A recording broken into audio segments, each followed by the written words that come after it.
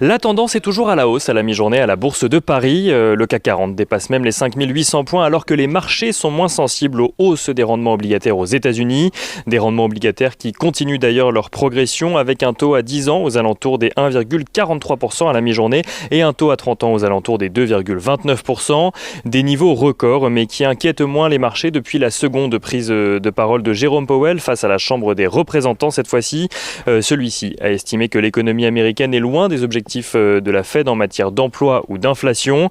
Il a par ailleurs précisé que selon lui, l'inflation devrait suivre une trajectoire volatile au rythme de la croissance, de la reprise économique, mais l'inflation qui ne devrait pas atteindre l'objectif fixé par la Fed d'ici 3 ans. Une déclaration vue par de nombreux investisseurs comme l'assurance d'une politique accommodante de la Fed qui devrait encore durer dans le temps. Et pour les plus craintifs, Jérôme Powell a assuré que le jour où l'inflation atteindrait le niveau fixé par la Fed, celle-ci dispose de tous les outils nécessaires pour y faire face. États-Unis toujours, les investisseurs vont suivre les discussions qui reprennent à propos du plan de relance de 1900 milliards de dollars au sein de la Chambre des représentants. Les investisseurs qui affichent également un léger optimisme vis-à-vis de l'autorisation probable du vaccin unidose développé par Johnson & Johnson à la lecture en tout cas des premiers documents mis à disposition par la FDA.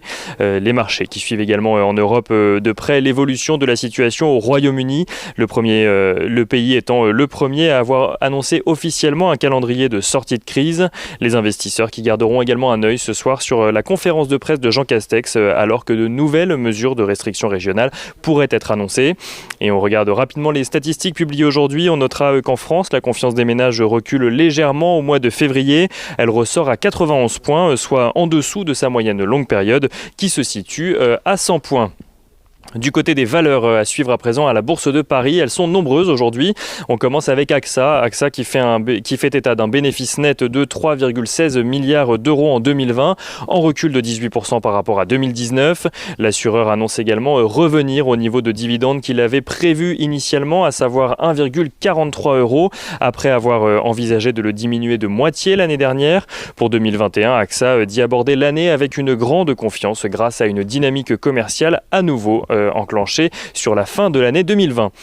Veolia annonce de son côté une progression de son chiffre d'affaires de 0,9% au dernier trimestre 2020. Le groupe renoue ainsi avec la croissance après le repli de son activité sur les trimestres précédents à cause de la crise sanitaire. Son résultat courant pour l'ensemble de l'année 2020 ressort lui à 415 milliards d'euros, soit au-dessus des prévisions des analystes. On notera que Safran annonce de son côté un recul de 33% de son chiffre d'affaires et de 56% de son résultat opérationnel courant ajusté. Le groupe publie malgré tout des résultats légèrement supérieurs aux attentes des analystes dans un contexte de baisse de la demande chez ses clients dans l'automobile et l'aéronautique. L'équipementier versera par ailleurs un dividende de 43 centimes d'euros au titre de 2020 et anticipe une hausse de sa rentabilité opérationnelle pour 2021. On passe à Arkema à présent. Arkema qui annonce un chiffre d'affaires 2020 en recul de près de 10% à 7,88 milliards d'euros. Le bénéfice courant d'Arkema recule lui de 37% à 391 millions d'euros.